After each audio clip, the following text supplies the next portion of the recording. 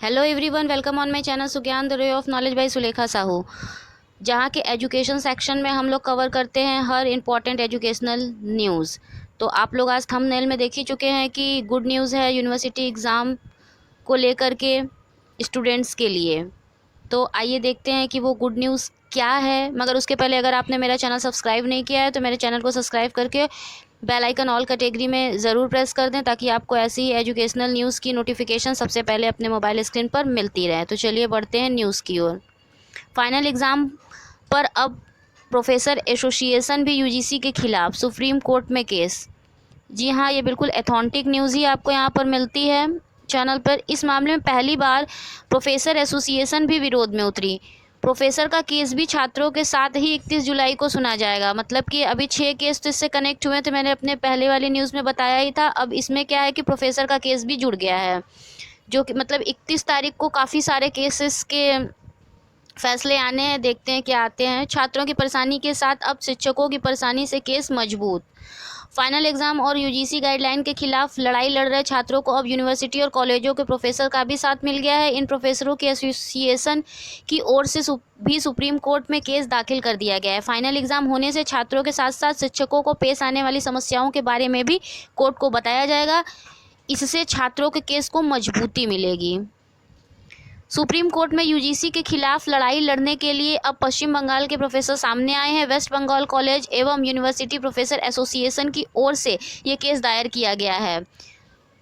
WBCUPA के अध्यक्ष और कृष्णा कली बासु घोष की ओर से ये केस किया गया है। इसमें बताया गया है कि राज्य सरकार ने 6 जुलाई को जारी यूजीसी की गाइडलाइन से पहले 29 अप्रैल को जारी की गई गाइडलाइन के आधार पर 28 जून को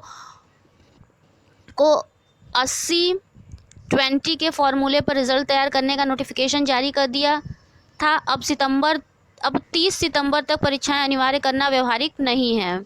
एसोसिएशन की ओर से कहा गया है कि 29 अप्रैल की गाइडलाइन वैकल्पिक थी और यूनिवर्सिटी अपने क्षेत्र की मौजूदा परिस्थितियों के मुताबिक उसमें संशोधित हुए फैसले ले सकती है। राज्य सरकार ने उसके आधार पर ही परीक्षाएं न कराने का फैसला लिया।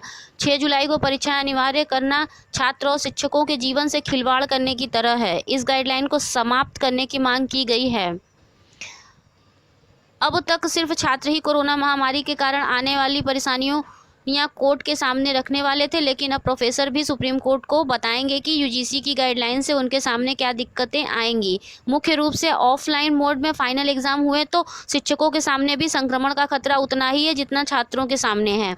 इस केस में छात्रों के साथ प्रोफेसर एसोसिएशन के आने से केस को मजबूती ज़रूर मिलेगी, लेकिन सुप्रीम कोर्ट जो भी आदेश जारी करेगी वह कानून के आधार पर ही होंगे। दरअसल पश्चिम बंगाल सरकार ने न सिर्फ फाइनल एग्ज़ाम कैंसिल किए हैं, बल्कि 6 जुलाई को यूजीसी की गाइडलाइन आने के बाद भी अपने फैसले को बरकरार रखा। पश्चिम बंगाल की टेक्निकल यूनिवर्सिटी और कोलकाता यूनिवर्सिटी ने फाइनल एग्ज़ाम के रिजल्ट भी जारी कर दिए हैं। एक दिन पहले प्रधानमंत्री की मुख्यमंत्रियों के साथ हुई वर्चुअल मीटिंग में प्रदेश की मुख्यमंत्री ममता बनर्जी ने पीएम से भी इस मामले में हस्तक्षेप करने की अपील की।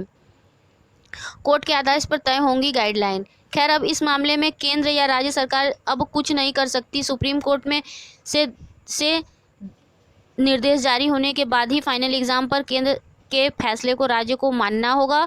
कोर्ट की ओर से जो भी आदेश आएगा उसके आधार पर यूजीसी नए सिरे से कोर्ट के आदेश का हवाला देते हुए गाइडलाइन जारी करेगा, जो इस मामले में अंतिम होगी। तो इससे रिलेटेड जो भी अपडेट होगी उससे लगातार आपको वीडियोस मिलती ही रहेंगी न्यू अपडेट की। तो अगर आपको वीडियो अच्छी लगी है तो चैनल को सब्सक्राइब करके बेल आइकन ऑल कैटेगरी में ज़रूर प्रेस कर दें और वीडियो को लाइक करें, कमेंट करें, शेयर करें। Thank you so much for watching my channel. Take care all of you. Bye bye.